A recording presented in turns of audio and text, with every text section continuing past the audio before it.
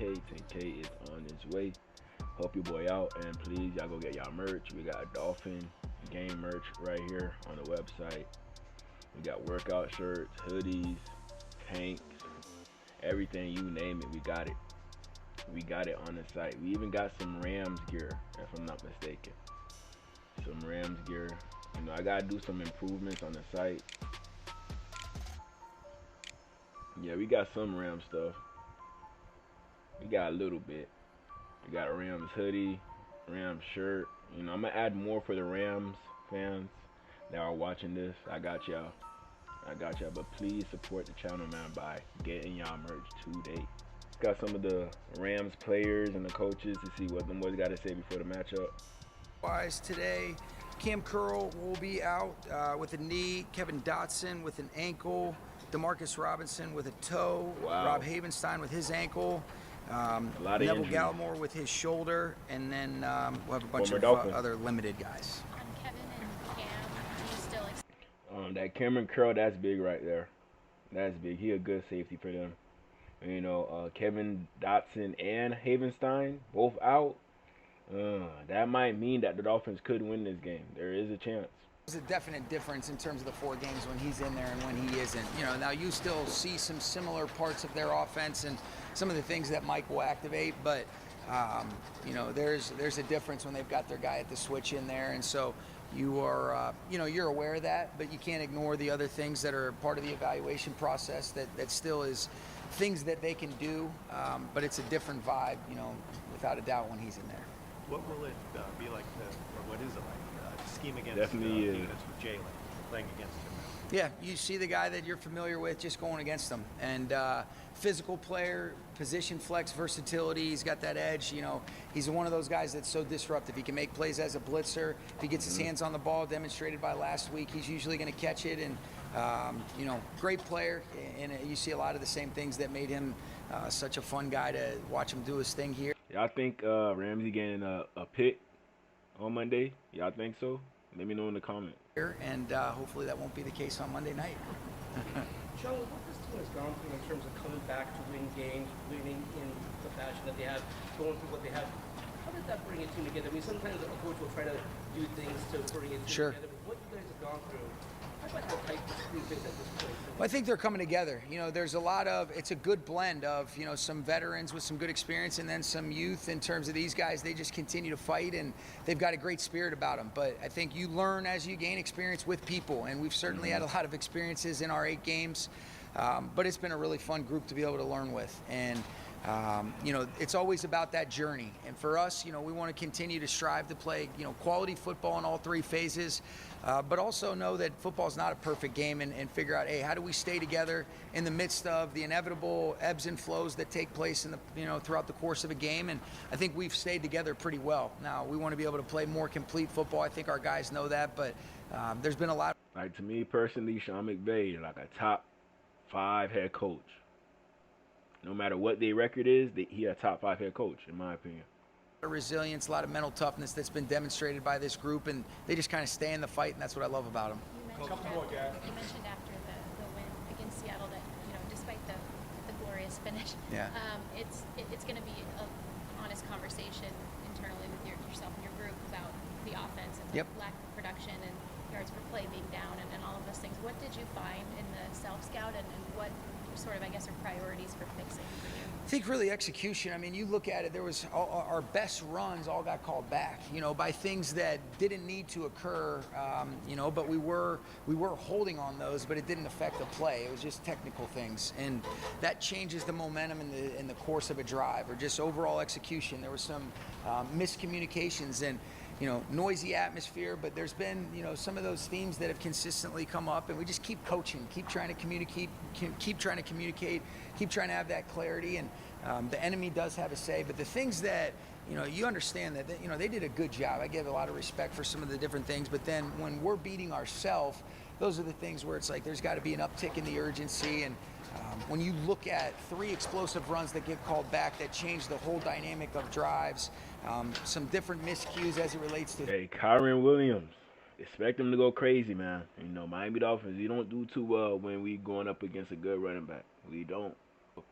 hey, this is gonna be a good challenge right here. Against the coach that won the Super Bowl. So we're gonna see how this team would play call against a team that won the Super Bowl already. We're gonna see. While also appreciative of a lot of great memories that we were able to have together.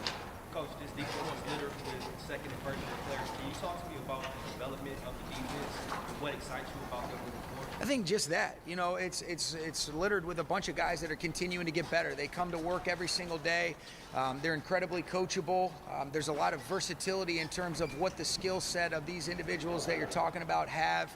I think Chris Shula and our defensive coaching staff have done a great job of really being able to bring it to life, or give them an opportunity where ultimately the players bring it to life. And so there's a swag, there's a presence, but there's an ability to know, like, let's stay humble, let's continue to improve. But I really have enjoyed being around this group, and they're fun, and I think we can all see that. They're hard to not want to see these guys do well. They've got a contagious energy and enthusiasm about themselves. It's coming down. Hey, Matthew, having seen already. Yeah, Matthew Stafford. Another variation coaching tree that you'll be seeing in Miami. Does it look at all similar to you, or are there different tenets? That boy growing gray hair. On tape? Yeah, he getting old. Yeah, for real. I mean, it does some, a lot of times, you prepare for something and you go out there being a veteran quarterback and a respected play caller like Sean, and you get a lot of different stuff than what you see on tape. So we got to say, it's more about what we do than what the other team does. Obviously, there were some plays that, when you look back last week, we could have done a whole lot better. That would have given us opportunities to put points on the board, and if we can just execute a little bit better, then we'll play better, and that's the biggest takeaway from last week, especially going into this week. I think you look at Miami's defense. Fantastic players at all levels. Veteran guys that understand what it takes to win in this league, and a really misleading record when you look at how they play football when they're healthy. You can't have too much confidence, even if you're going up against the Panthers. Don't underestimate them boys. They all in the league. Go against Jalen.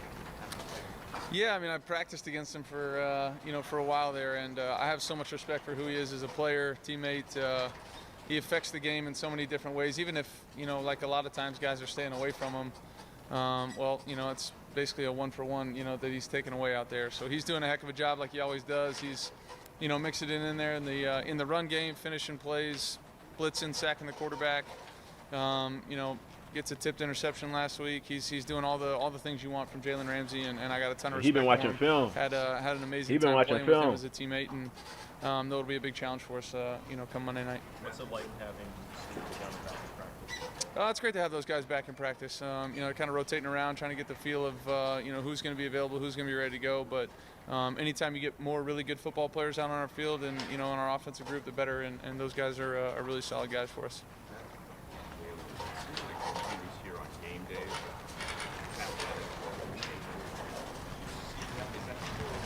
Yeah, I mean, it still jumps off the tape. Yeah, I mean, some of the plays that he makes down the field, tracking the football or blitzing the quarterback, batting balls down, whatever it is, he's still got all the tools that you would want at a corner. I mean, I remember watching him when he was in college, and doing all the stuff he did, and then just tracking his career. He's been an incredible player for a long time and still doing it at a high level.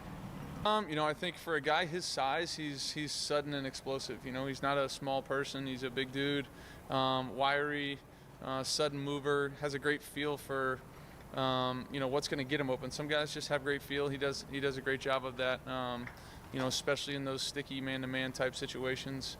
And then he's done a nice job of finishing some big plays for us. So that's a huge plus. But DeMarcus Robinson, he's out. He's not playing.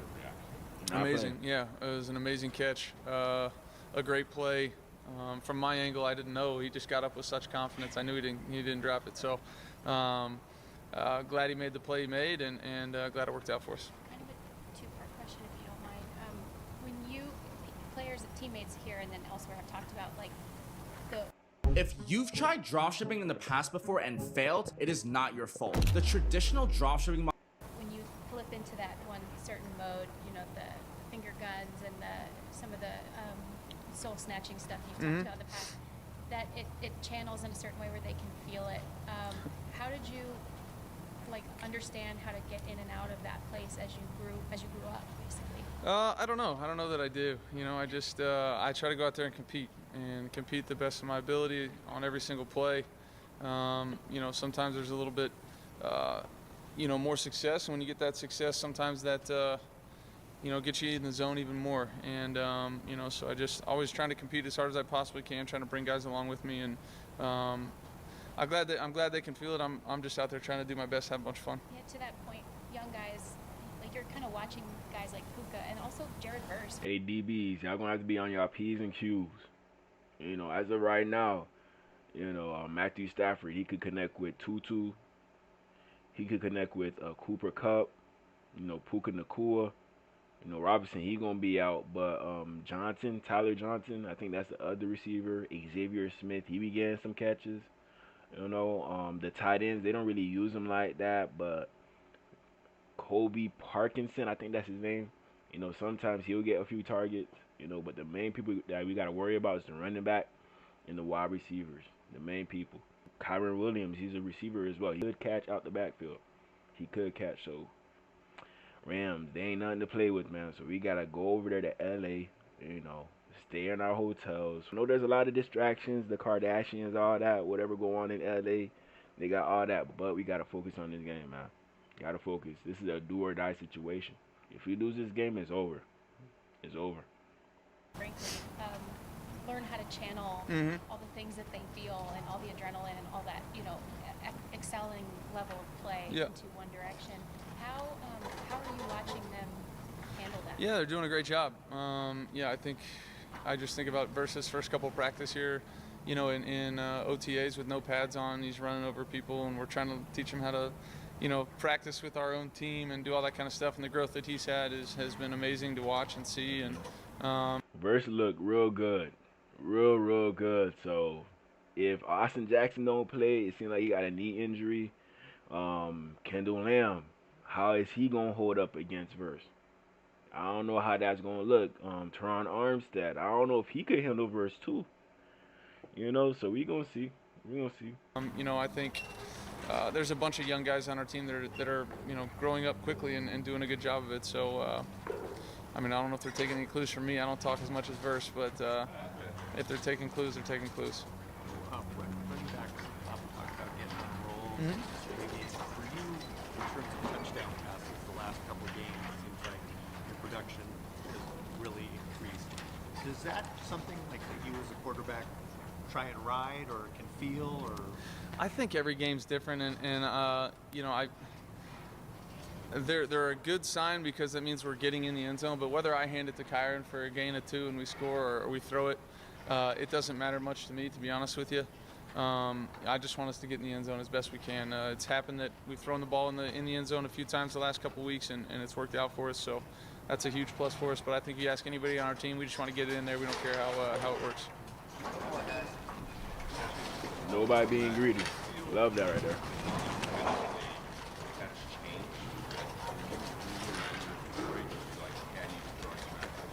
I've been on certain teams where you know, we've struggled to run the ball, and that was kind of our best way to get it in the end zone. We'd trot this guy number 81 out over there, and if they put one guy on him, I'd throw it to him.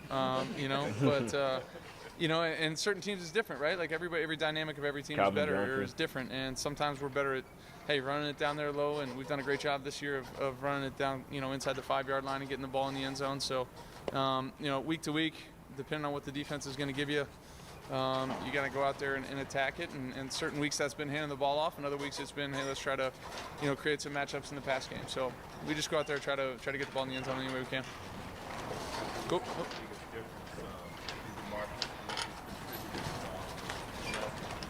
Yeah, I mean, no real difference to him as a player. You know, I think he's just gotten some more opportunities. The coverage has kind of dictated that the ball goes to him, and he's done a great job of making the plays. You know, and you know, a couple weeks ago, they wanted to press him on a play, and I gave him an opportunity. Made a great play. You know, last week to end the game. You know, it's not a play we're designing to throw there. You know, we're just kind of designed to get out on the edge and try to make a play.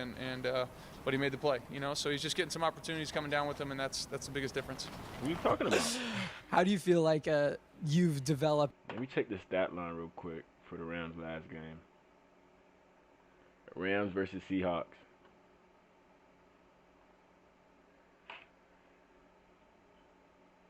Matthew Stafford, he threw it 44 times, 298 yards, 2 touchdowns, 1 interception. Kyron Williams, 22 carries.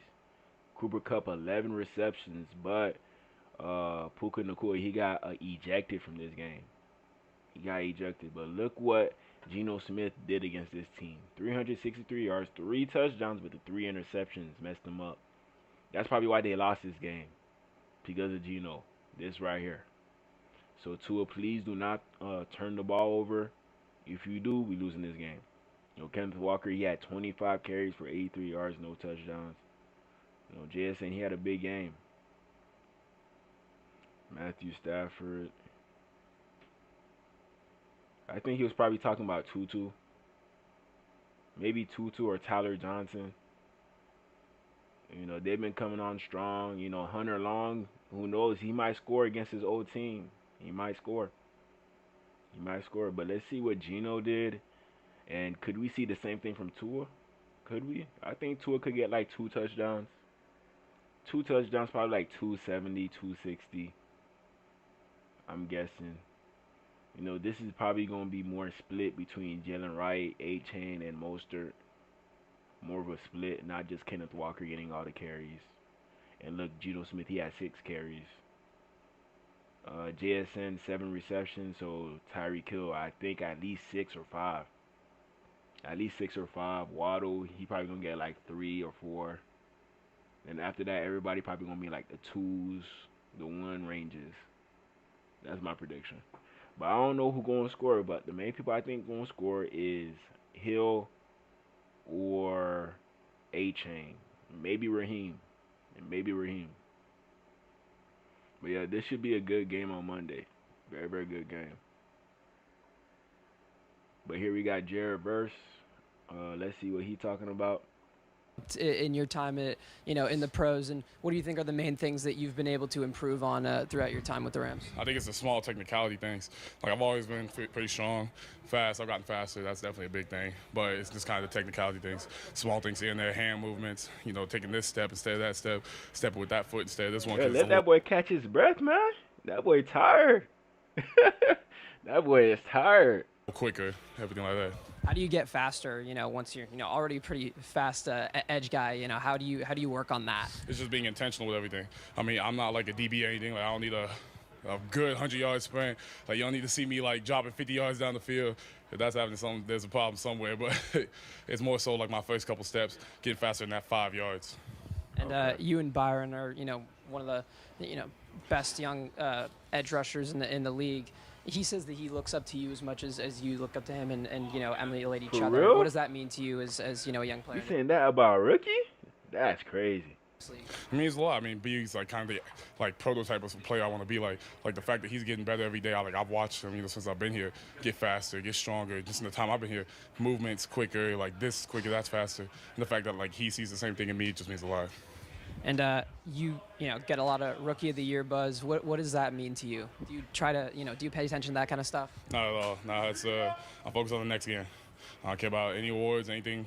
I all come with however I play and if I do the things I'm meant to do. And okay, Verse. Guys that you go against, you talk a lot of smack to those guys. He's definitely a more polished player than Chop. Way more polished.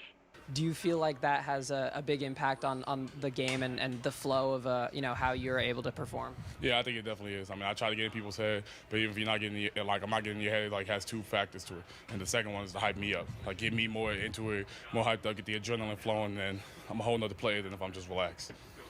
How's it been just kind of getting back out there and testing the waters a little bit? Who is this, It's been Jonah great. Jackson? This is what came here to do. This is what we live for, and it feels good to be back out there with the guys. I was getting tired of watching from afar for 8 weeks, but we've been working, paying dividends, and it's But I it's don't time to think go. he's playing. Is he playing? Is he playing? Sure. Yeah, that is Jonah Jackson. But we're gonna see if he plays. If he plays, that's good news for the Rams. Good news. And how do you kind of rebuild the chemistry on the offensive line? You know, as someone who hasn't played a lot of games with the people next to them. You know, offensive line's a tight knit group. You know, we do things off the field. You know, we know who each other are personally and as a player and as a person. So, you know, once we get back on the field, guys kind of get a feel. It takes maybe a day or two, a couple reps or two, and then, you know, it's back to how we've been rocking. So, you know, I feel like today was a great day. You know, me, Steve, even Justin out there. K-Dot wasn't out there today, but just us three as a completely new unit, you know, we were working in tandem great. So. And Ryan Wendell, you know, he's got a lot, you know, Practice. of control over that group, and you know, Coach McVay's been super generous with, you know, how much impact he has on you guys. So, what are the things that he does well to get you guys ready to go each week? Yeah, I mean, he just keeps everybody ready. You know, we have the next man up mentality. So, you know, whether it's Justin being in there, Steve being in there, Bo being in there. You know, I do know that I said that the Rams' O-line is nothing too crazy. Like, they don't really got players like that. But, like, look at Kyron Williams. Like, based off what he did this year so far. Just look at him. Let me see. So far, he had 602 yards, 8 touchdowns. He's been scoring in every game. Every game. I think these 2 games he had a receiving touchdown. So, yeah, that boy a bell cow. And the O-line doing their job. Doing their job, man. Kyron Williams, nobody knew about him a few years ago when he was coming out of what? Notre Dame? We're going to search him up. 5'10", 200. He from Missouri. He was a 4-star recruit. That boy had that fro hawk. But Notre Dame, that's a good offer, though. I'm not even going to lie. That's a good offer. Missouri, Illinois, Iowa State. So he had, like, the Big Ten schools offering him. Big Ten. But, yeah, shout out to Kyron Williams, man. You only do that with the Rams. You know, I don't think he would have been doing the stuff that he's been doing now with another team. You know, the Rams are using him correctly. I give them what is that? Using them correctly. Bruss being in there, whoever's in there, you know, we're all ready to go. He keeps our I's dotted and our T's crossed for us. So. Yeah. And you know, as a veteran, what do you have when you're out like that to say, and what advice do you have to give to some of the younger guys who are stepping up into those roles? What? When I'm not playing? Yeah, just take advantage of every snap. You know, you never know. You could be there forever. You know, you could keep the spot. So you know, take advantage of it, enjoy it. You know, use it as learning opportunities for when you do get that full-time start and rolling to keep it rolling. And what kind of challenges is Miami going to present for you guys this upcoming week? They got a good front seven. I mean, good defense as a total. Offense is awesome too. Yeah, they got a good rush. They're good at stopping the run, so it's going to be a good fight. And is it get a little amped up when you come back and it's a primetime game? Like, what kind of effect does that have on you? I mean, I've been doing this for 5 years. You know, I played in some primetime games. It's awesome being able to play in a primetime game, but, you know, we're just back to it like we never left, so we're excited. Yes, what was it like, you know, stepping up? What school Jonah Jackson came from? What school? But here we got Tyler Johnson. He was over there at Minnesota with Rashad Bateman. So Minnesota, they had some receivers there that he came out. They did.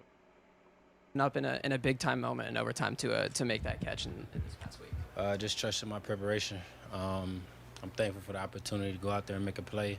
The ball was in the air, and my mindset when the ball is in the air is the only thing that matters is the ball. So it was on me to come down with it. Nine trusted me to go get it. So I was just grateful to contribute to this win.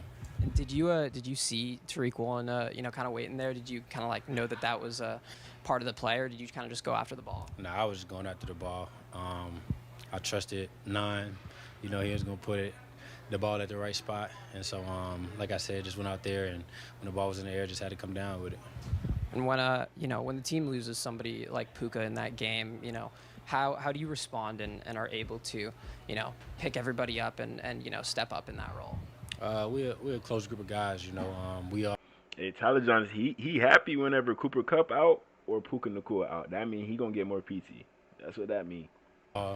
we bring a lot to the table, and each one of us trusts one another, so when our number's called, we are rooting for the next man up, and we're just excited to see one another make plays. So, obviously, Puka was upset about that, but he trusted us. He was one of the first players at that locker room when we all got back. So, great teammate, great guy, and I'm pretty sure he was happy about us going out there and making plays. And what kind of challenges are Miami gonna present for you guys this coming week? With a guy like Jalen Ramsey, who a lot of the guys in this locker room know pretty well. Oh, great defense over there. It's on us to go out there and just do our job. Control with control, make plays, and do our assignment at a high level. So we do that. We're in good shape for this weekend. What's kind of like the mood in the locker room? I don't know who he gonna see the most. Maybe Cam Smith if he's straight. I heard he got hurt at practice, so he might not play. Cater probably gonna be the guy that's gonna be on him most, but Cater probably gonna have to stick on Puka Nacua because we don't got nobody else for him. Kendall Fuller, he might be straight. So it's probably gonna be Cooper Kupp and Jalen Ramsey, Puka Nacua, and Kendall Fuller. But I don't know if Kendall Fuller could guard Puka Nacua. I don't think so. I do not think so. So I like Puka Nacua for a touchdown against us. I like that right there. Room after 3 straight This wins might coming be a out of the high-scoring bye. game. I'm not even gonna lie. Obviously, I know you guys are a close-knit unit, but is there an added level of hype or of confidence after those wins? It's just back to work. Can't ride the roller coaster too long for real. Just gotta get back to it. 1 week at a time. His hometown, Minnesota. I did not know that. He looked like he from the crib. I'm not even gonna lie. He looked like he from the crib. He do. Don't he? I thought this was gonna say North Miami. That's what I thought. Real productive. But we're gonna see if DeMarcus Robinson being out could help him have a good game against the Dolphins. We're gonna see. Right here we have Kobe Durant. That's a clean ass name. I might name my son that. Kobe Durant. That's clean right there. But this is him mic'd up against the Seahawks. Let's check this out. You gotta love this, man. You gotta love this. I'm mic'd up. I'm mic'd up. I'm mic'd up. Yeah. Oh no. Mic'd up. You that boy? I'm that boy. Imagine Jalen Ramsey still with this team, bro. This would be a nice secondary with Jalen Ramsey still in there. Nice secondary. They might go to the Super Bowl again. Today to be great. Hey, hey, hey, hey, hey!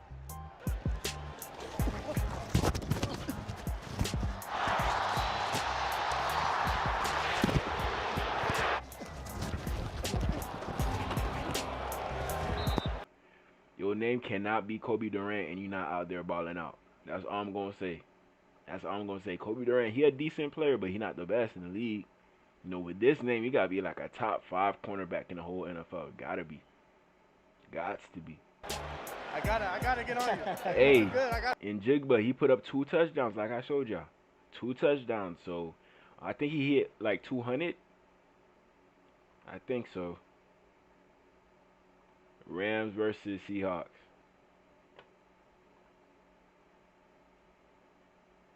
Nah, he almost hit 200. 180. So Tyreek Hill, he might hit over 100. Tyreek Hill, he might hit over 100. Gotta be careful. Phone ringing on the way to the show. They O-line ain't blocking. They put around the call starts free. I'm gonna kill that boy. Yeah, he a dog, I can tell. Start left.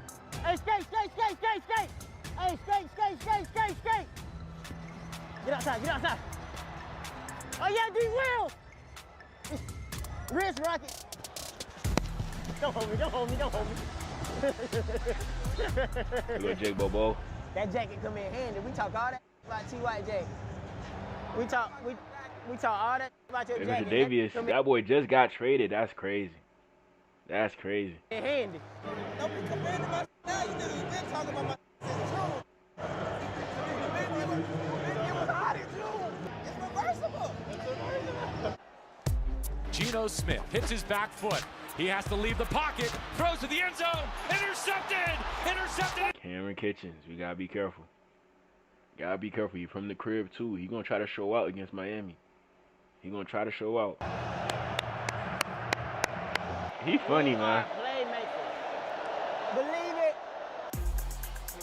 It's 2nd and goal, Seattle. Hey, Tango. Shotgun snap, Geno Smith. Play fakes, rolls right, throws, intercepted again. Another Taken pick. away at the 5. Kitchens.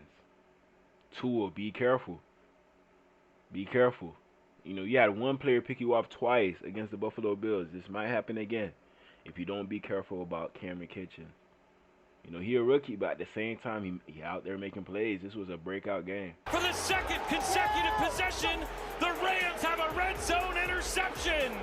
Give him 20 mil plus a year already. He gonna be asking for it soon. If he keep on playing like he played against the Seahawks, he gonna ask for that money. That's what the f I'm talking about. Damn, nephew.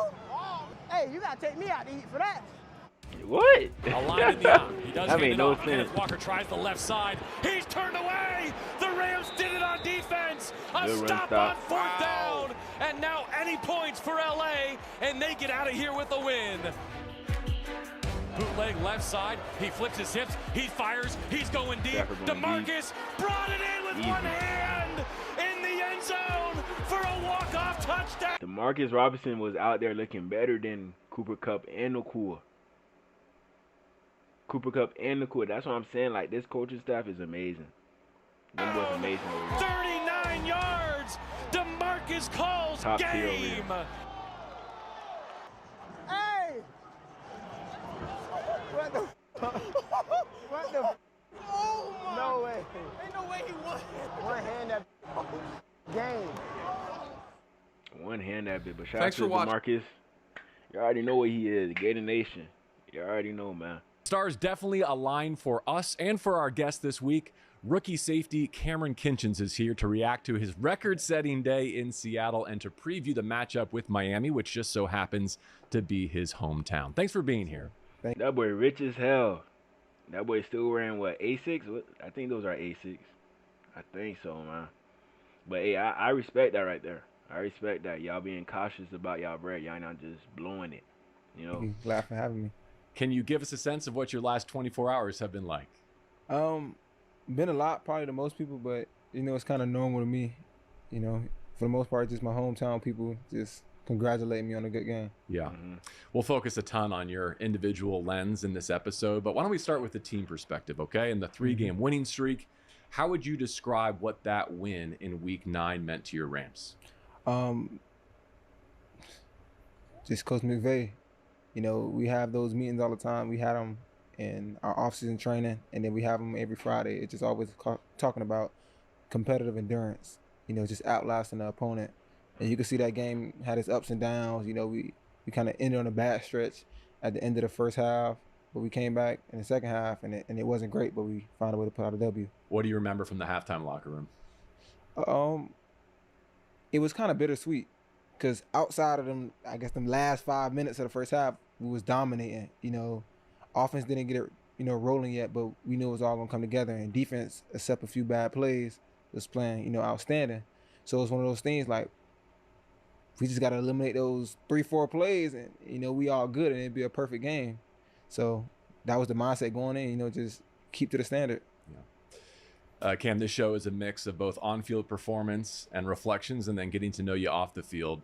This is the rare episode where I think we got to focus between the lines because of what you did in Seattle. Let's go one interception at a time, okay? So we're in the fourth quarter. It's a tie game. Seahawks have 1st and goal. Tell us everything we need to know about 103 yards going the other way. Man, first is just doing your job. That's Ed Reed right there. Ed Reed. Both came from Miami. So he has some shades of Ed Reed in him. He do. You know, I had to flats that play. I went to cover the running back, and then I see Geno kind of scrambling. You know, our D-line always going to end up in his face. So he was just waiting for the opportunity, you know, just to capitalize on his mistake. And, you know, you just seen the guy come from the, you know, I felt the guy come from the other side. Just natural. Geno made a mistake throwing my way. First pick, he did that. First pick, bro. He going to be a legend. He going to be a legend. And I just made him pay for it. Does BY get the shout out for the pressure to make it all possible? He does. Shout out BY, please, because he going to be mad if I don't. He was talking about in the locker room yesterday. He just kept staring at me. He talking about something. you still didn't say thank you yet. You still. I was like, yeah, thank you, BY. That's Because how at it's first supposed I to didn't be. see him on the play actually about to sack him. I just seen when he made the block for me. So I said, thank you for the block. He told me something else you missing too. I was there to cause the throw, and I was like, thank you, BY. So he was happy about that one. Agent Zero, good looking out. Yeah. Did you see the flag down as you went by? I did see the flag, but I didn't. I think it was probably like chop or something. I didn't think it was nothing we did. So you knew that was going to stand. Yeah. Oh, good for you. I like that. But either way, you still gotta go all the way down there just in case if it still stands. Still gotta do it. That's why I see a lot of NFL players go all the way to the end zone and then come back. That's what they gonna coach you during practice. Our cameras captured a special moment as you made your way back to the sideline that I wonder if I can ask you about. Stafford gave you a big embrace and whispered something in your ear. Do you remember what he said? Not exactly. I was in more of like a flash out moment. It just felt like a little movie to me. So we should ask him what he said. Yeah. He probably remember. All due respect, Nine, but like he didn't hear a single thing you said. Yeah. Can't blame him. You definitely carried it across the goal line. Yes, I right? did. Yeah. Have we confirmed that? Once I looked at the video, I made sure. But during the moment, okay, I wasn't sure, so I made sure to pick up the ball, and I was making sure that McVay showed that on Friday about not dropping the ball before you get in the end zone and how it's a simple mistake some people make, but just don't let it happen. So when I seen that ball, y'all better be like this before I'm not gonna be the one on y'all go in the end zone. Because of Malachi Corley the week prior. Okay, so that was top of mind. Sean and Matthew were both giving Cam grief in their post-game press conference, saying the best play he made all day was recovering his own fumble in the end zone. That's funny. You get credit for your first pick, and I guess your first fumble. Yeah, I'm still surprised they scored it that way. If you could go and like convince them, would you want them to change it, or do you like it just the way it is? It's still a 103-yard pick six, and then now I get a fumble recovery. So all right, we'll leave it as it is. We'll leave that to the scorekeepers. A do-over on the celebration, though. What would you have gone with? And did you have enough oxygen to pull it off? I did do a celebration, but nobody got it on no camera because I dropped the ball, picked up the ball, and then a bunch of extra stuff. And then by the time I did it, all the cameras was gone. But yeah, I would have probably ran through the line fully with the ball, kept the ball in my hand, did the celebration, and kept the ball and ran to the sideline. Okay, so that's the takeaway here, is for all defensive backs, going the other way for a pick six. Yes, for the sake of your team, hang on to the football, but don't ruin your own celebration. Don't steal your own shine. Taking all the time away. By dropping it, too. By dropping the ball. Maybe my favorite memory, one that will last with me, is your presence of mind in your post-game interview to crack a joke about that entire moment and to bring it full context, because the backdrop of that game was that DK Metcalf could not go for the Seahawks, and here's what you said afterwards. When I picked the ball up and seen nobody in front of me, and then when I seen BY kind of make that block, I knew it was nobody else catching me. And then they didn't have DK on the field, so I didn't have to worry about him running me down. So I think what you're referring to there is a game from a couple years back when Buda Baker in 2020 got tracked down with DK running like 22.6. I would show y'all that, but I would get copyright if miles per hour. Yeah, it's coming out like a madman chasing them down. Is that a memory that just like haunts all defensive backs in the National Football League? It does, and it's like not too many people just gonna come out of nowhere and just hawk you down. First of all, just have that type of speed, and then just have that type of willingness to go make a tackle. Because once it's kind of past the receivers or mostly the whole offense is kind of like he gone, he long gone. But I was just happy he wasn't there to play. Yeah. We haven't talked about this, but I think you ran 4.65 at the combine. I'm guessing you feel like you're faster than that. Yeah, lights and it's probably a bunch of stuff that kind of went into it. Probably running slow, but I'm from Miami. You got Miami speed. You show up in game time. I like that right there. Yeah, he got that Miami speed. I like that answer. That's right. So that I feel like was your redemption or prove it moment. Yeah, I was thinking that in my head. Were you? Yeah. Like, I got to run 103 here to make sure that nobody ever talks about it. I'm talking about after and seeing how fast I was when I'm like, yeah, I'm pretty sure that wasn't 4.65 right there. You know what I need to do? I need to go pull your GPS speed. Yeah. We'll find that. We'll follow up on that. Probably like a 19. It looked like a 19, 18. Some superlatives, and let me just brag on you for a second because that was a historic play. It was the longest defensive touchdown in Rams history. It was the longest defensive touchdown in the NFL in the last 7 seasons. Wow. Tied for the longest interception return by a rookie in NFL history. The last guy to do it was Pete Barnum in 1926. Just so you know how long it's been. But here, I like this too. Longest interception return by a player younger than 23 in NFL history. And you just celebrated a 22nd birthday? Yeah. All right, so belated happy 22nd birthday. He's gonna be a dog. Simple as that. He's gonna be. You're the youngest Ram. You and Joshua Carty, both 22. Yeah. So there you go. But here's where I think it comes home. Last 3 decades of NFL football, only 2 defensive touchdowns have been longer than yours on Sunday, and they both belong to Hall of Famer Ed Reed. Hey, Dolphins, be careful. That's all I'm gonna say. Be careful. Why do you react that way? That's you know, and that's greatest safety all the time. You know, just to be even brought up in the same situation or a conversation as him is great. You have a special connection through Miami? Yes, sir. What has he meant to you as a example, mentor? Everything. You know, like I said before, that's one greatest safety ever to play the game. So just to learn from him and, you know, kind of have that competitive, you know, nature with him and conversations with him is just great. You know, all he does is motivate. And I said in the press conference yesterday when they was asking about, you know, after having the first pick, you know, what made you, you know, stay hungry to get a second one? Because I remember, I can't remember what game it was, but after I caught one pick, you know, Ed Reed came to me on the sideline at UM. He was like, you know, it's not illegal to catch another one. Like, it's not illegal. You know, just go out there and catch as much as you can. Yeah, that's so, cool right there. you know, with me, I don't really settle for one. I'm trying to lead the game with 8, 9 picks, you know, if possible. So that conversation must have happened before your 3 interception game against Georgia Tech in 2022. Yeah, right? Okay, so you put it into practice. Man, we let guys like this get away from Miami. Guys like this, man, sickening, bro.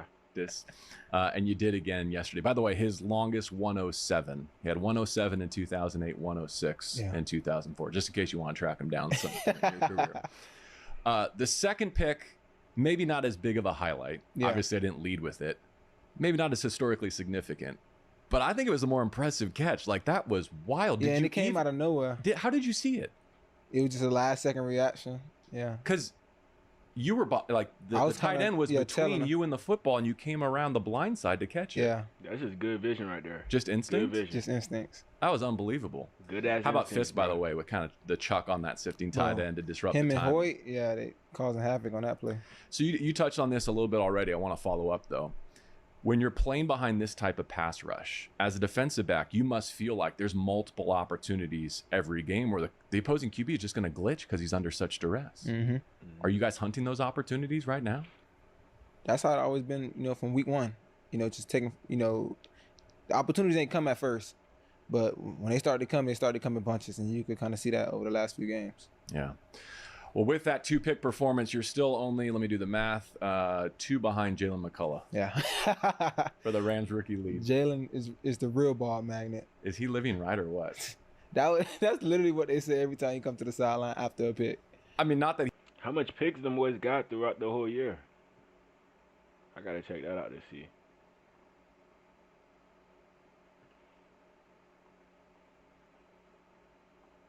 Los Angeles Rams. The Rams will play the Dolphins in Inglewood on Monday at 8:15 p.m.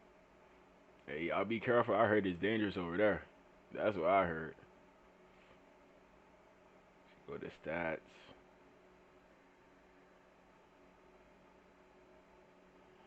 Interceptions.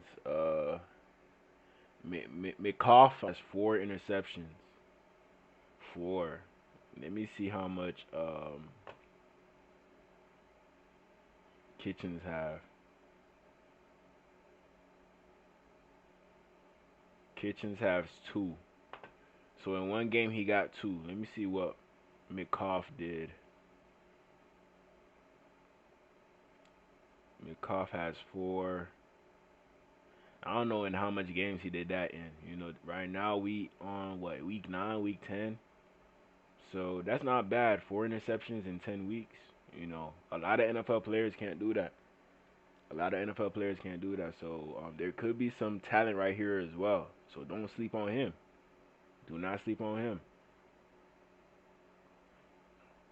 he hasn't earned them. Yeah. But I've never seen someone run the table on a tip drill like this before. And the crazy part is he's going out there with probably 10% of the playing time, and it's just probably like crazy. 4 picks, 35 snaps. You're so right. When he got his the other day, yeah, he's not even the starter. I'm pretty sure about that. He's not the starter. I think I looked. He had played like 60 snaps. Yeah. And has 4 interceptions. Unbelievable. Don't get no better than that. Unbelievable. Bro, start him. See what happens. Let's He go to might be overtime. Xavier I want to Howard. get your view and your reaction on a couple of plays. First, how about that fourth down stop on defense? I think you were out on that, right? Because they were in jumbo. Yeah, they was in jumbo, yeah. All right, so where were you watching it, and what was your reaction? Right on the sideline, and then I was just yelling to the top of my lungs. All right, let's. Getting a business loan has never been easier. But where do you look? Lendio, as a loan marketplace, has facilitated over 300,000 loans with access to over 75 lenders. Let's fast forward. Let's spin it forward. Can you believe you're going to be playing Monday Night Football, your first Monday Night Football game? Yeah. Against the Dolphins. You told me you weren't a Dolphin fan growing up, but you're still Miami born and raised, Still right? Miami born and raised. So, How, fam? How? Well, I'm sure a lot of your friends and family. Family is definitely Dolphins fans, Okay. except my dad. Yeah. Who's Cowboys. Interesting. Yeah. Cowboys. Okay, so you grew up playing youth football for the Falcons and then just kind of adopted the Dirty Birds as your team. Yeah. There you go. And you got some Cowboys in you as well. All right. Wow, their receivers. Speaking of Miami, Tyreek, Jalen, OBJ, loved dearly in this franchise. Mhm. Tell us about your week of preparation. What's going to take to deal with their speed? Just being intentional. You know, I think that's the biggest thing with us every week. You know, just not, focus on ourselves too much, but just being intentional on whatever the coach's game plan is. You know, just going out there and executing. So that's all it's going to be. Just to deepen our audience's understanding of your roots in that area of the country, was it Miami Northwestern, Yes, sir. your prep program? Yeah, the the Bulls. 5A state championship Teddy. 3 years in a row, 17, 18, 19. Mm-hmm. Crazy. And then first team All-American honors at Miami, and now here with Los Angeles. Quick word on your draft story, He because just I stayed heard another from, year with from our Cam side Ward. of the equation that the Should've Rams front stayed. office was very much looking for rookie safety with these things: high football IQ, urgent physical demeanor, and a ball hawking reputation.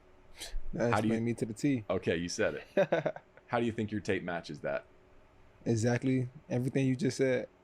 You know, football IQ, you gotta, it's one of those things you gotta have. You know, and it goes with instincts. Mhm. Because somebody can have instincts or quote unquote instincts, and if you don't know no football, the instincts won't matter. Yeah. You know, and then like you said, Kinda. being physical, you can't just go out there and just get pushed around or anything like that. You know, I won't think I'm the most physically imposing person, but you're not going to see me pushed around. You know, I'm gonna go out there and handle what I gotta handle, and then ball hawk is just being around the ball, so and making the plays and capitalizing on the opportunities. Who taught you the football IQ? Ed Reed.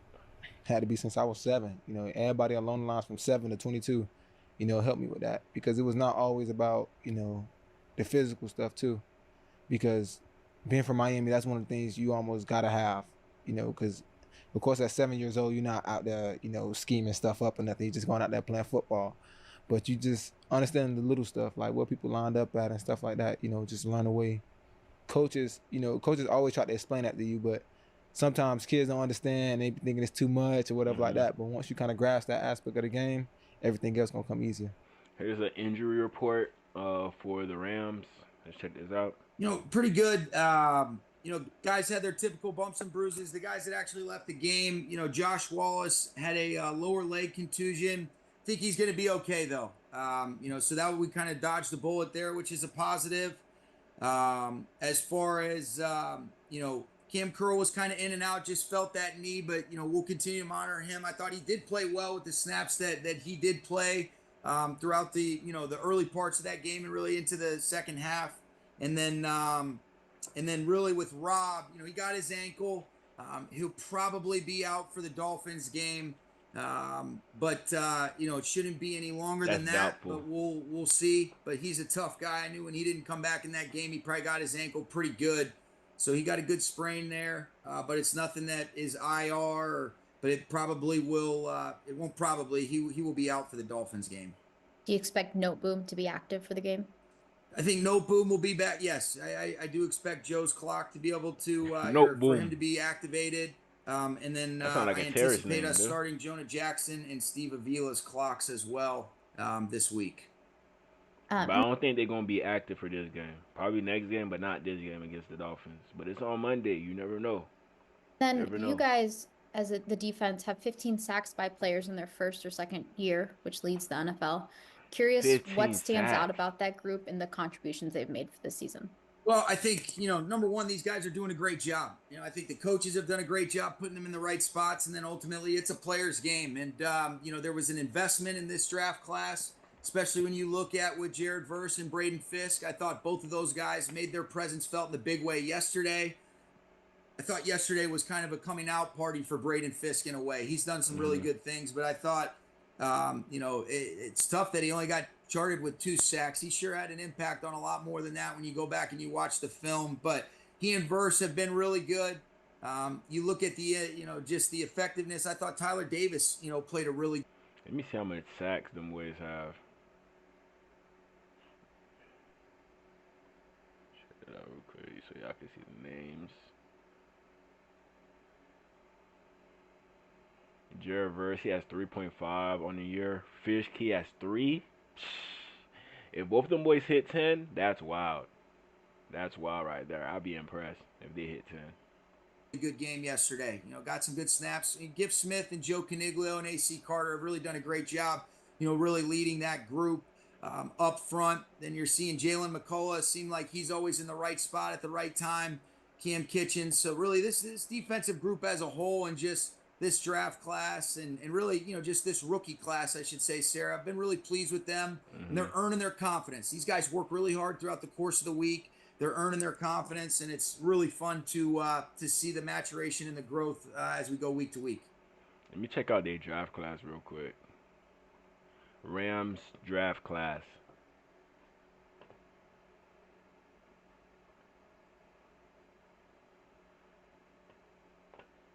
We know they got Jared Verse. He been playing well.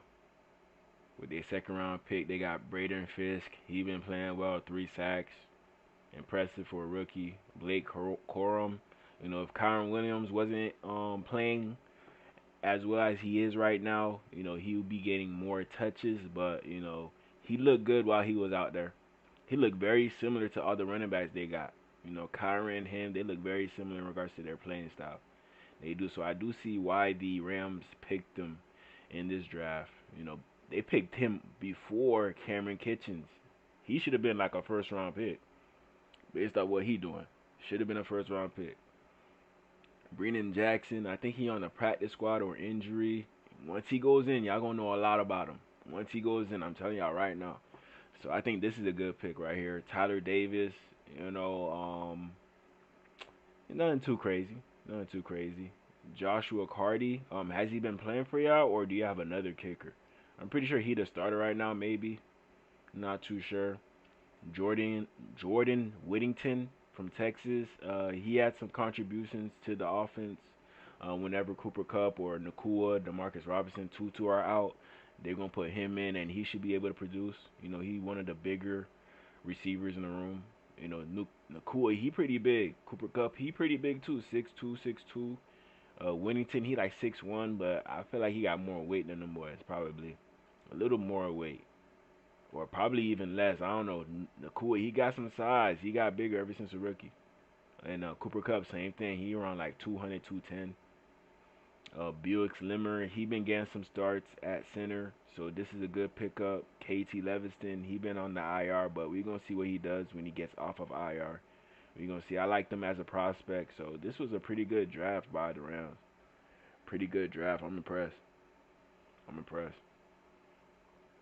You guys paid a pretty heavy price in draft capital to trade up for Braden. Is this kind of what you were hoping for when you thought about pairing the two of them together? Yeah, I think, you look at it and there's always these draft charts, different things like that. When we were able to get Jared and then, you look at the really consistent across the board love that we had for Braden Fisk, wanted to figure out a way to be able to go get him and pair him up with some of the other guys that we had in-house. When you look at Kobe Turner and Bobby Brown, and then, being able to see both Kobe and Byron in their second years and what Michael Hoyt can do as a versatile chess piece. And so he's done a really good job, and he's been so steady and consistent, Sarah. I mean, this guy's demeanor, he loves the game, he loves to compete, and I think he's getting more and more comfortable, and I think he's really understanding, what we're trying to get done. And I can't say enough of the job that Chris and our defensive coaches have done to put these guys in good spots. Thank you. You're welcome. Jordan, shout out to that DC. Hey, Sean, just real quick on Trey White. Do you guys expect to have anything done by the deadline tomorrow with him? There's a possibility. Les has had some dialogues with some teams. So those are very fluid conversations. So there is a possibility, but nothing is imminent as of right now. Bro, And they traded that boy for a 7th round pick. Tried him. Tried him, man. They wanted to get rid of Trey White. Most definitely, man. But we're going to see what he does with the Ravens. But that's a good sign, but a bad sign. I don't think if Tre'Davious White was out there, he has some history with the Buffalo Bills and the Dolphins, so that could have been a good thing for them. But trade deadline was right before we play the Rams, so good job, good timing, good timing. outside of Trey, which you guys have been public about that situation, is there anybody else or any other potential acquisition that you guys have discussed that we should be preparing for? No, there hasn't been anything that we've really talked about. Nothing of that nature. But Trey is a guy that I know there's been some dialogue between Les and Kevin, his agent, and so we'll see if anything ends up coming to fruition. And then I might have to ask you this again next week in case you haven't, but have you ever, when you guys are watching your cut-ups and Dan makes you guys the reels and things like that, have you ever watched how Giff Smith is on the sideline, like how his actions and what he does on the sideline? Oh yeah, the one of my favorite things is just to watch the sideline in general. And some of the reactions, and you can see how invested guys are, and then you're feeling that in the moment. Just these guys are in it with them, and they want to see them do well so badly because of the work and the love that they have for these guys. So, Giff is one of many coaches that you can see they're living and dying with these guys every play. And then, kind of to something you mentioned last week, or maybe it was the week before, on Jared's personality. And you have a couple of guys now who are coming out of their shell who you've had in your building since their rookie season. And you've also been around guys, whether you've acquired them or whether you came in, whether it was the Aaron and you came in and you got to know him when he was already so established, or like a Jalen who you kind of drew comparison personality-wise with Jared. Sure. And you got to know them as stars. What are you learning from these young guys who are becoming names in this league, whether it's Puka, now Jared's getting a lot of buzz, Braden? What are you learning from meeting them as very young people and growing with them or watching them grow from a different perspective? Yeah, that's a really good question. I think what you're learning is how to cultivate the authenticity that they came in with and make sure that there's a humility, and not even a humility because these guys naturally have it, but an ability to not let the external circumstances or the positive praise or affirmation or the pressure that accompanies once you establish yourself as somebody to change that in any way. Remain that internally secure person and that refreshingly authentic person through a lot of the things that make this league great, but can also water you down if you get caught up in it. And so I think there's a internal security and a comfort and a confidence that is from the natural things that come into who they are as human beings and the atmospheres and environments they've been a part of. And you want to make sure that you build on that as opposed to restricting their ability to let circumstances change the beauty of what they are while also remaining humble and continuing to ascend in the direction that you want. Hey, this is how a coach supposed to sound. Beautiful. Beautiful, man. Hey, the Rams lucked up getting this guy. Now you understand why he got a Super Bowl. Just hearing him talk, man. And with Trey White, is there a possibility if you guys aren't able to work out a deal that you would release him and let him shop? We haven't gotten to that part yet. I wouldn't rule out anything, but we haven't had those types of conversations. It's just been about, whether or not we find a partner for him, because like you've heard me say, I've been incredibly impressed with the professionalism and what a stud. One of my favorite things Jordan was asking about Giff Smith yesterday, but watching how into it Trey White was on some of the different plays and the excitement. You watch him on Tyler Johnson's catch on the sideline, the first, play of the offensive possession in overtime. It speaks a lot to the human being and the man he is, and what a great player he's been in this league. But I got a ton of respect for I've learned a lot more about how he's handled this, and that says as much as anything to me over the last month. And he is a stud in every sense of the word. And why you traded him? An update on Ethan Evans. Will he be available this week? Why you traded him? It makes no sense. It makes no sense. He has high praise for Tre'Davious White, probably the best cornerback that they got on their current roster, but they let him go. There's something wrong with him. Something wrong, man. I don't know if he's gonna be able to save the Ravens. I don't think so. You know, we talk a lot about the youngest defensive, edge rushers and linemen with Braden and even Kobe. But it strikes me, on that fourth down stop, Bobby Brown was credited with huge Omar in that. So I'm just curious what's your evaluation of how Bobby has played this season? And I think Bobby's done a great job, Gary. I think, really after the first couple weeks, we really challenged our front to step up, especially in some of those early down situations. And I think Bobby has been at the forefront of a lot of the early down efficiency that's earned us the opportunity to be aggressive in some of those known pass situations, whether that be second downs or some of the third downs. Bobby was great yesterday. I thought he knocked out the run in early downs, played with great hands, was able to, show some great range down the line of scrimmage. That play in particular was a huge play by him.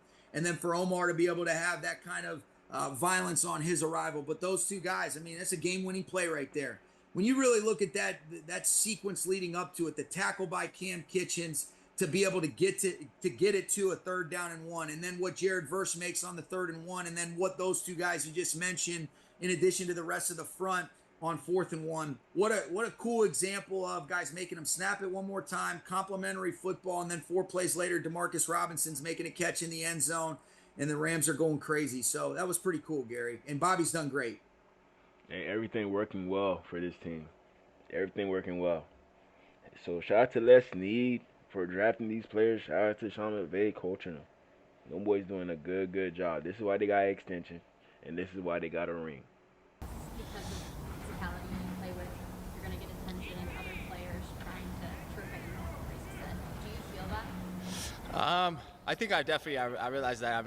Not everybody wants to play the football with the same physicality I do. So I definitely, when you see somebody who's like, man, you see some stuff on tape and some stuff that happens in the game kind of feels uncharacteristic. You're like, maybe he was trying to take his opportunity. But I feel like it's also a reminder for me, like, man, that is my goal, to come out there and bring it with the physicality every single play. So it's also a nice subtle reminder to myself, like, man, this would be the perfect receiver for Tua.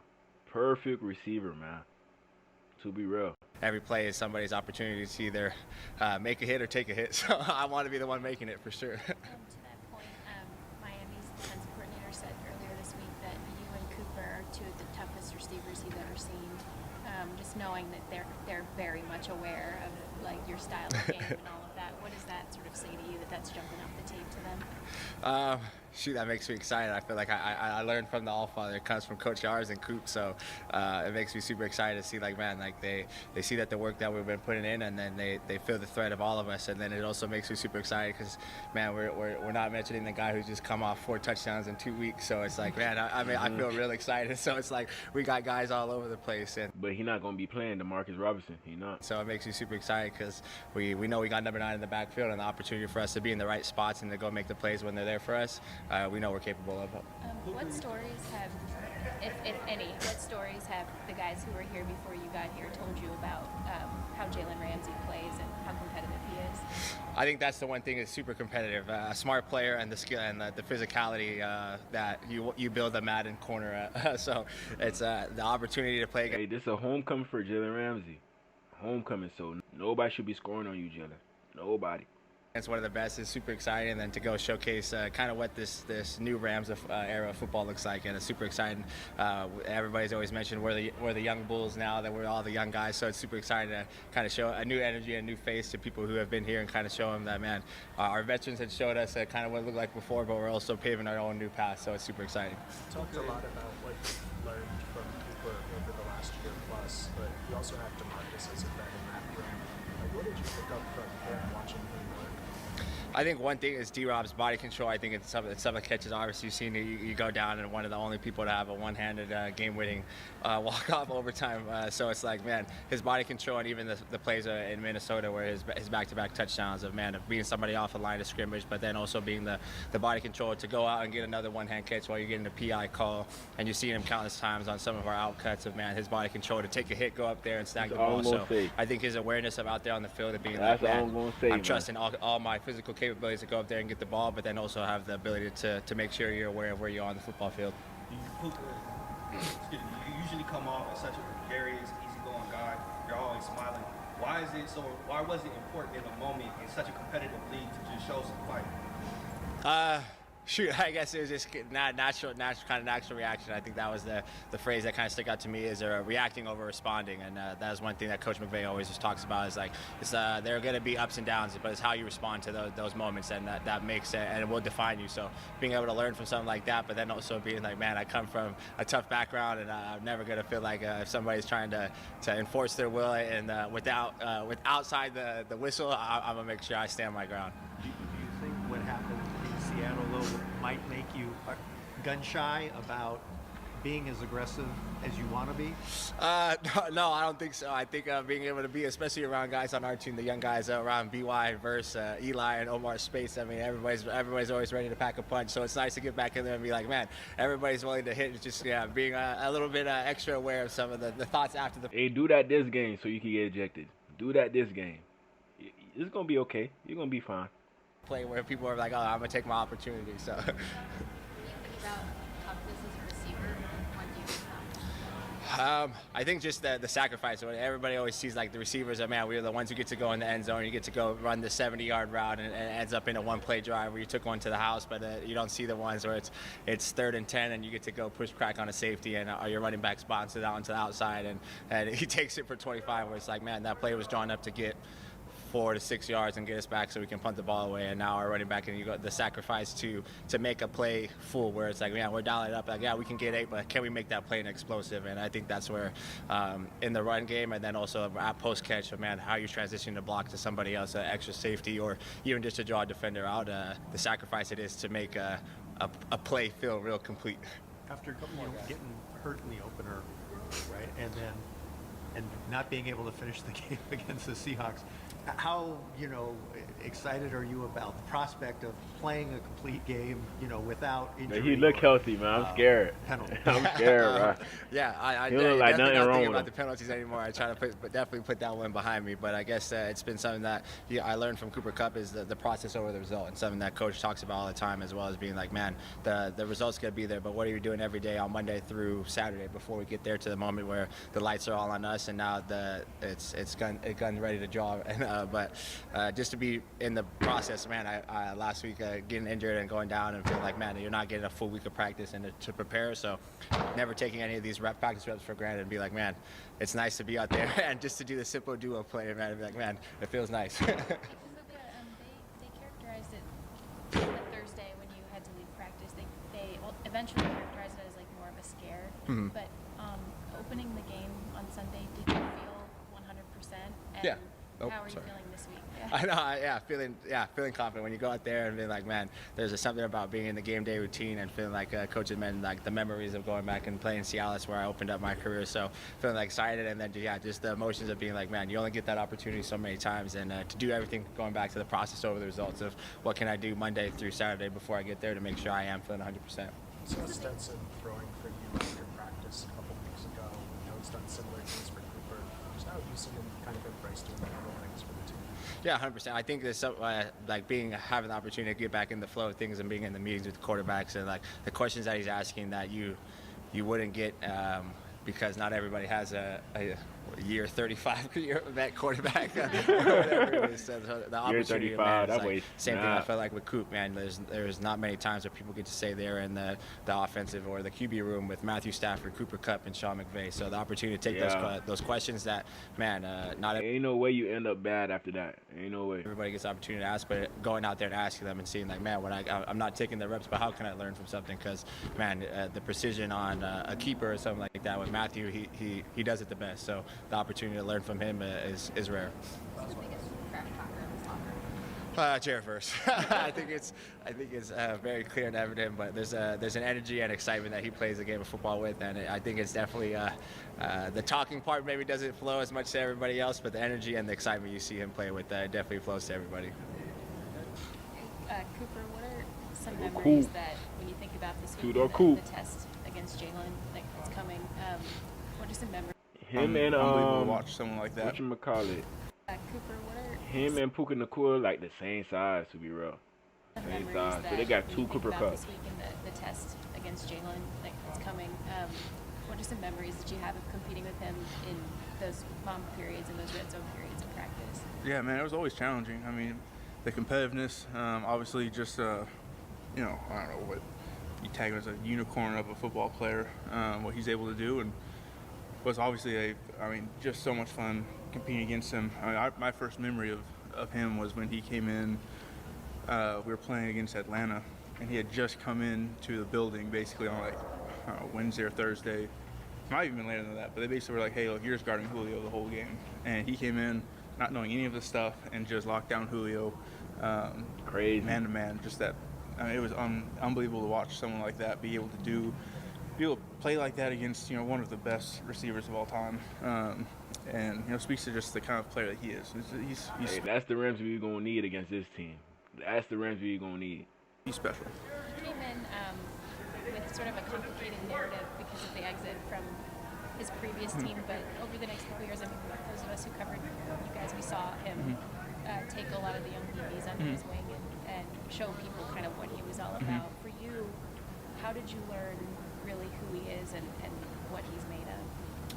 Yeah, I think it is just, I think you learn a lot about people just in the ins and outs of it. In this building, there's a lot of time where a lot of people don't get to see him, but we are seeing him. And I think that tells you a lot about a person.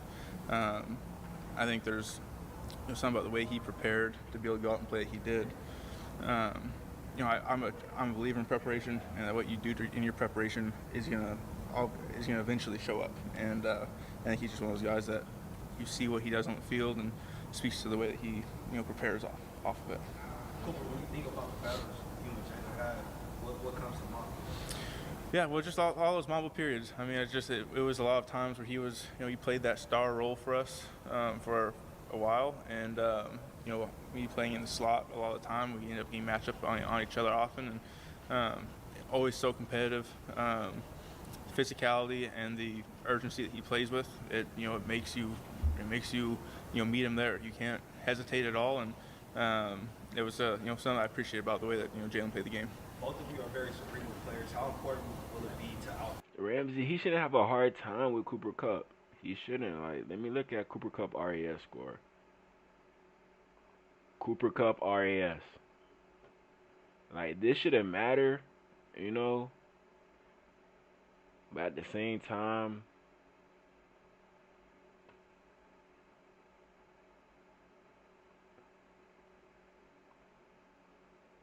open this up. Still at 6'1", almost 6'2", 204. Bad vertical, bad rod. 4.6, 240. Coming out of a small school, Eastern Washington. So that's bad. Bad 20-yard, bad 10-yard split, but he got good agility. Very, very good agility. So this goes to show you the rest of him being a good route runner. So, hey, shout out to the Rams making a guy like this become a player that Cooper Kupp is at the current moment for the Rams. That's impressive. No lie. Yeah, well, I think that's the big thing is, we got to play our game and prepare to play against the Miami defense is very good. It's not just about Jalen, but it's also those guys that they've got. I think some guys that play a lot of football. Poyer's a real smart football player. Got a lot of respect for him at safety. Talk about a lot of guys on that defense that just have played a lot of good football and are playing good football right now. So, it's about playing within our own game and knowing that we do what we're supposed to do. That's all we can do. Don't get out there and try to play chess against someone. Just handle your business. When you think about the toughness of a receiver, what comes to mind? Yeah, probably run blocking would be what I think everyone would probably refer to. And that's that's something we've taken to heart here for a long time. It's been a staple in Sean McVay's offense. Is if you want to be on the field, you got to be willing to block, and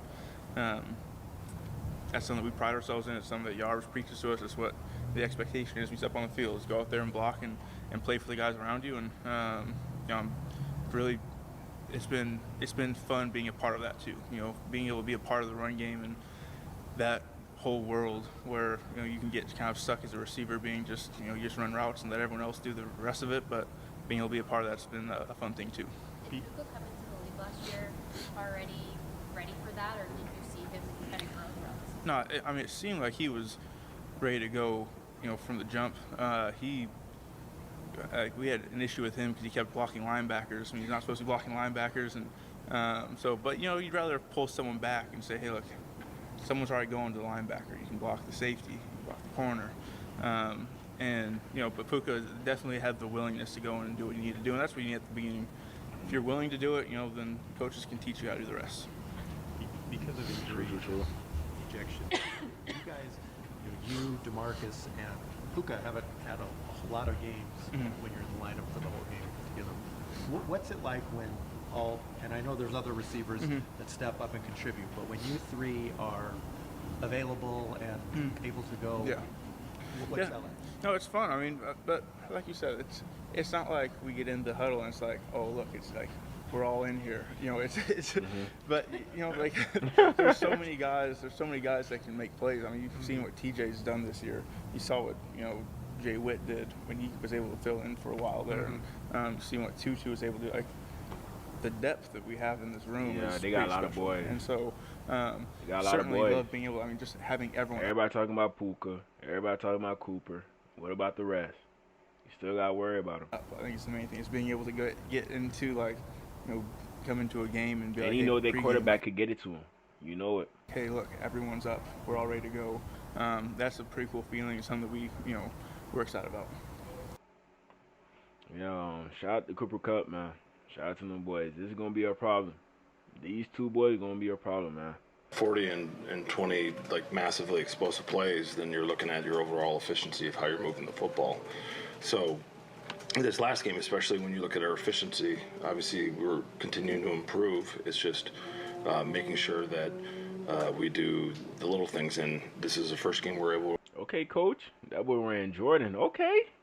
Okay, coach. Overcome some penalties we've had that normally in the past or in the last couple games before that had set us back. So overall, I think it's when you're looking at offense about efficiency of what you're doing, maximizing the situation, and if you do have setbacks, making sure that you're able to get back on track and whatever play there is necessary in the situation. I still want us to go after the big plays. I'm sorry. I still want us to do that. You could be efficient with all the short passes and all that y'all be doing, but we still want to see the big plays. We got Tyreek and we got Waddle. No way it shouldn't be happening every game. No way. Frank, anecdotally, it seemed like there were less shifts and pre-snap motion on Sunday. Is that true? And if so, what was the effect of it? I think that everything you're trying to do is intentional, and just with the environment up there and just making sure that for us, we want to make sure that when it's a loud environment that we were able to come off the line of scrimmage together and not doing too much. I love that right there. Felt that with the division opponent, we kind of knew, thinking kind of this is how they're going to play and this is how we can take advantage of it. And so, yeah, that was part of the plan. Each week is a little different. With Buffalo, you kind of know them a little bit better. So, this week for LA, we'll base our attack based upon what defenses are going to play and what they present. So what said it wasn't necessarily the game plan to spread the ball out so much, but how impressive was it to see him get the ball to John Woo, get the ball to Devon, when so much attention, and even OBJ, when so much attention went to Tyreek and Jalen Waddle? I think it's a good sign of growth for us. So it's like when coverage gets pushed, all right, are we able to maximize one-on-ones or different parts of the space? And I think that's what we're able to see this last game was when coverage gets pushed, right, are you able to get back to the other guys? I mean, like Raheem on the sideline for 15. I mean, they pushed coverage all the way to the slot, and they had one-on-one on the backside. So, that's just areas where you can see that our growth. And if they're trying to take away a part of the field, that means they're light somewhere else. And it was great to see Tua with the distribution and the guys being in the right spot at the right time to take advantage of what they were giving us. We saw Austin pop up on the injury report. Are you at a point where you play Patrick at right tackle, or is that a Kendall Lamb type of situation? I think it just plays to the nature for us. Like, we always try and cross-train the line so guys are versatile to play both sides if necessary. So, I mean, like all things, you guys know, it's like as we go through the week, we'll try and make sure that we take all the variables in play and we put the guys out there and give us the best chance to be successful. How would you evaluate? Hey, that might mean Patrick Paul, he might start over Kendall. Maybe. I think, sorry, I'm coughing up stuff today. I know, I had the water, you can tell. Hey, calm down, coach. That's nasty. That's nasty. I think overall, like you can see in the last month, you can see the continuity and the growth showing in areas of things that we want to improve, especially after the Tennessee game. So I think that the guys really understanding how to play together and how to work together. Our communication's been outstanding as far as them getting connected. So yeah, the last couple weeks we've been very pleased with how they've been playing. With Kendall, there's a big body of work of him at left tackle. Where's the comfort level with him at right tackle? I know he's been a swing tackle most of it. There's power in the word no. At University of Phoenix, there's no application fee. Entrance exam. His career, but primarily the left side. Yeah, I mean, here he's played left, but I mean, he would tell you that you know, when he says personally, he would say, like, I love playing right, but I like playing left too. So it's like he's one of those guys that when you have a career kind of like him, you get used to playing both sides, and you know, that's a luxury, especially when you have a veteran with that kind of experience. So, but ultimately, you just never know the way. But that's bad news that we can't see Patrick Paul right away, man. That means the team is still not that confident in him. When they could be, they should be, in my honest opinion, they should be. But Patrick Paul, he just going to have to show it to the coaching staff that he ready. Probably not going to be this year, but maybe next year he shows that. Maybe next year or the year after. But you know how these players develop and all that, you know. We going to see. We going to see. I doubt that Patrick Paul doesn't end up being good next year. I doubt that. I highly doubt that. You know, being under Teron Armstead, that should be enough. This coaching staff and how they take blocking, that should be enough as well. A season's going to play out. So, like, when you ask a guy to do one side only, and then he switch, sometimes it gets a little harder. Kind of going back to the balance thing, what kind of discussion did you guys have as a staff this offseason to incorporate a more balanced approach this season? I feel like we heard from Tyreek earlier this season that, like, we need to be able to sustain drives more. I think he said it wasn't his personal goal anymore to just get 2,000 yards. So, like, how did you guys come together as a staff to make sure it would be a more diversified approach this year? I mean, ultimately, that's what we're trying to achieve every week is the balance where you can't overplay a part of your defense to defend an area, all right? And as guys trying to overplay an area, all right, that allows us to attack it with the different guys. I think it's just basically for us of, like, when a defense tries to overplay an area, we got to be able to attack the matchups that are presented from it, and that's, I think, an area that we wanted to focus on for, you know, growth, because when they're trying to defend or isolate an area and you can maximize with, you know, maybe it's not a 20 or a 40-yard game, but you get 10, 16, 12, you're right at that threshold where, like, maybe just a hair more and you get the 20 so, like, I think overall that's what we're striving to achieve, and especially at the end of the season when we started seeing, you know, those coverages where they're trying to man up and do all that. Well, what happens? Yeah, it sounds like them boys, they want to take advantage of Tyreek Hill and Waddle getting doubled most of the time. They're going to take advantage. So, Odell, you going to have to do your thing. Jonnu Smith, we seen him get a few receptions. Malik Washington, Jalen Wright, A-Chain as well. You know, he got a lot of catches in the game. So, them boys, they're going to have to get right when Tyreek Hill and Waddle are getting shut down. You get isolation of one-on-ones on the backs and the tight ends, and that's last week. So you're going, hey, there's only so many yards and so many possessions that you get, and so that way maximizing the opportunities. Well, if they're trying to play 4 to take away 2, I mean, the math is one-on-one in other spots. So how do we do that? And you get out of that coverage, right? Hit a tight end for 12 yards, hit a back for 15 on a flat route. You know what I mean? And then now all of a sudden it's going, I can't push the coverage. So now you change it up, you get single high, and then you hit Tyreek for 30. So it's like, that's the variables that went on of, like, how does it work out? Well, drive them out of coverage, you can't defend a certain area. Now guys get one-on-ones. Like, we ran the ball, one play was to the right, we ran the ball for 8 yards. Next play we come back, hit Tyreek on a double move for 30. Because we drove him out from 2-shell, 4-man, single high, one-on-one. So that's the game that we have to play, because when you have to... Man, he gave him too much details. I'm not even gonna lie. Too much details, man. It's too vivid how he explained it. Defend the whole field. It's like he want the Rams to win. Where's the ball going? If Alec is limited in any way, what does that do in terms of changing up the offense? If you have to play without him or have him limited? I think it shows, like, all season, just trying to make sure we're versatile with what we're doing. Obviously, he's a big component of why we've been successful around the football.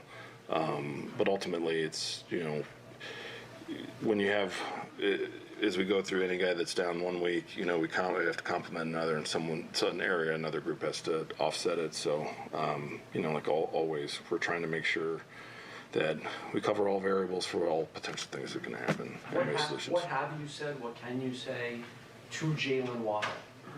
I know he's frustrated because the team isn't winning, but I also sense that less than 5 catches per game, 1 total touchdown, in my opinion, might be getting to him a little bit. What have you said, or could you say, or do you want to make sure he's thinking about it in this time? Well, the great thing about is you play a whole game, and you know the way it's going. Maybe when you're the primary and the targeting and the coverage pushed, like whatever happens, but you're executing, you're doing your job for your teammates, and then at a critical moment, at a critical time where we needed a critical reception, makes it. I mean, that third down was huge, and then comes back, touchdown, huge. So for us, we look at it as, talk about a guy who's leading by example of executing when the plays come, and then all of a sudden at the end, it's easy to get frustrated in a game, and then at the end, how do you perform? Executed his job, critical moments, making plays to help us win, and he's a guy on the sideline at the end, you know, cheering on his teammates as the defense is fighting to get us the win. So keep doing what you're doing, because you're being a fantastic teammate and helping this football team. And, you know, like all things, when you stay the course and you keep working at that level, it will come. Keep working, Waddle. It's coming to you. Keep working, my boy. Keep working. All right, going to move forward. Here we got Weaver. Anthony Walker starting alongside Jordan. Yeah, that's certainly the plan. Thought Walk went out there and did a good job of both executing not only his assignment but communicating to the defense overall and try to help guys out. So, So yeah, that's the plan right now. And as far as leaving in David at all, something that had been done in reverse for a couple weeks early this season, is that a consideration, or do you want continuity of Anthony and Jordan playing every snap together? Yeah, I certainly think that'll be decision based week to week, right? Love Dave. He's a captain. He's an outstanding teammate. You know, at this particular time, we just think Walk gives us the best chance to go out there and execute, you know, from a defense standpoint. Okay, Walker. Okay, we're going to see what you're going to do against Kyron Williams. We're going to see. What were some of the things you were seeing going into that decision before executing? Yeah, again, I think Dave was doing a heck of a job out there, but I think he'll be the first one to admit to you that he left some plays out there. So I've said this to you guys before. We see that linebacker room as a position of strength. And Walk was as a good player waiting in the wings, and we wanted to give him the opportunity to go out there and make those same plays. Regarding Cam Smith, it looked like he... Hey, shout out to Walker, man. He did it. He did take that boy job, man. So we're going to see what he going to do in regards to him having that job now. Is he going to perform or is he going to fold? Then we got to put David Long back in. We're going to see. Was targeted a couple of times, especially with Matt Collins. How did he do, and what are the teaching points moving forward? Yeah, Cam's a young player, right? We know he's year 2, but in a lot of ways you can still say he's kind of a rookie out there. So the fact that he was targeted certainly wasn't a surprise to us. When he did have his mistakes, they were lapses in technique and fundamentals. So from a coaching standpoint, that's what you try to focus on. Now, to his credit, I think it says something about him where he did get in some instances where, you know, he gives a couple passes, gets a holding penalty and a PI, I believe. But then that most critical play late, he was there and made the play. And I think that just says something about the kid and who he is, just that even though he was targeted at the most critical time, he showed up and was there to break that pass up. It looked like he kept, I guess, at least one player in bounds late in the game. Yeah, right? for sure. So again, I think you're going to go through some young growing pains with any young player, and we're just going to continue to work our way through those. Anthony, your pass defense in general, these last three games, Anything what's you can gone do. wrong in the second half? Yeah, I don't know that there has been lapses, particularly in communication. And when we've given up big plays like the 60, 61, 63-yarder in this last game, that's when those instances come up, particularly when we're in man coverage. We've had some lapses there. I think you also got to give credit to... You're going to have to stop running it. You're going to have to stop. You know, Jalen Ramsey, he's the only cornerback I trust in man, officially. Only quarterback. Everybody else, you got to be his own. Got to be his own. Cam Smith, I don't know. He still seems like he's a rookie. He's still learning. But maybe by next year, he will be another good man corner. So you could put man on man on this side, man on the other side. Then you have the slot and the safeties working together, making sure nothing gets past the backfield, to be honest.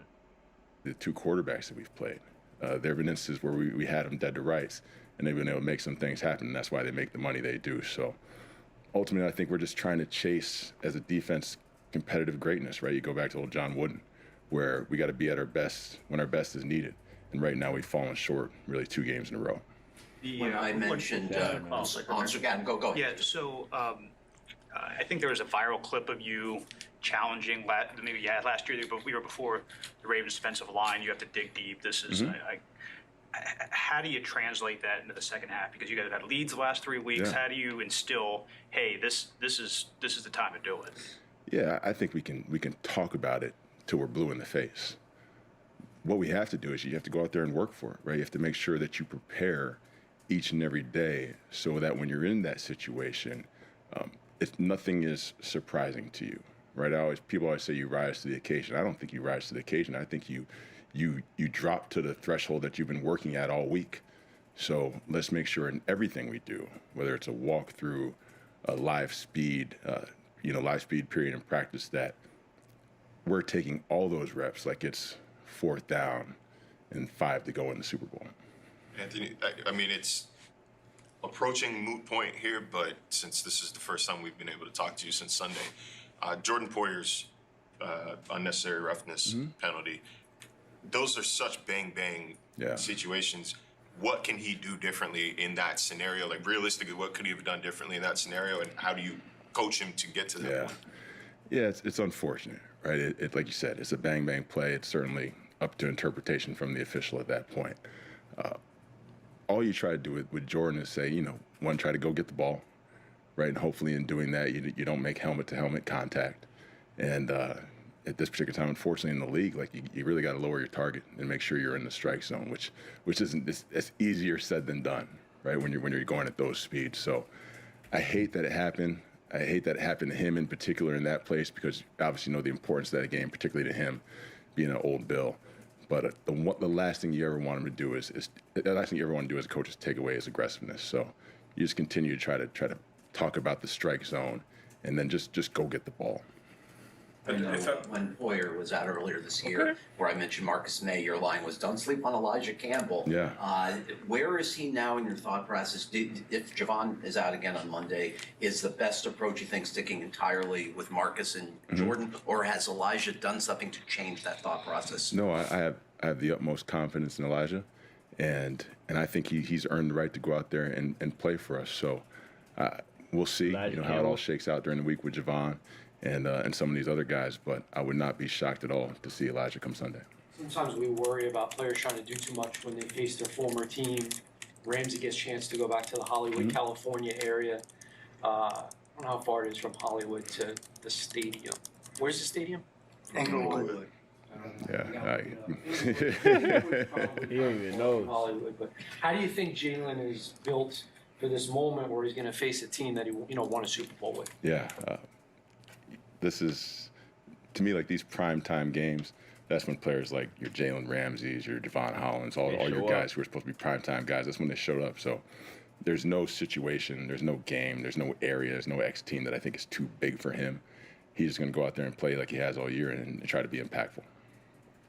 How would you describe the difference that Sealer being back could make to the defense? Yeah, I think it's huge, right? He should be, right, a Pro Bowl and all-pro player. The impact he has for us, obviously off the field, is tremendous, and then on the field, he showed up consistently and has been impactful all year. And then the connectivity he has with Calais in terms of there's communication, both to talk non-verbally and verbally, and what they're hearing from the offensive line and being able to use that to their advantage. You miss that a little bit with him out. So if he can get out there and play, man, like I told you guys last week, I am a much better coach, and it certainly enhances our pass rush too. Anthony, is the feeling any different in the locker room before a primetime game compared to 1 o'clock on a Sunday? Yeah, for sure. Anytime you know that you're in the only game in town and all your people is yes, there. 10 miles, 42 minutes. I was wondering. I've been sitting the last few minutes.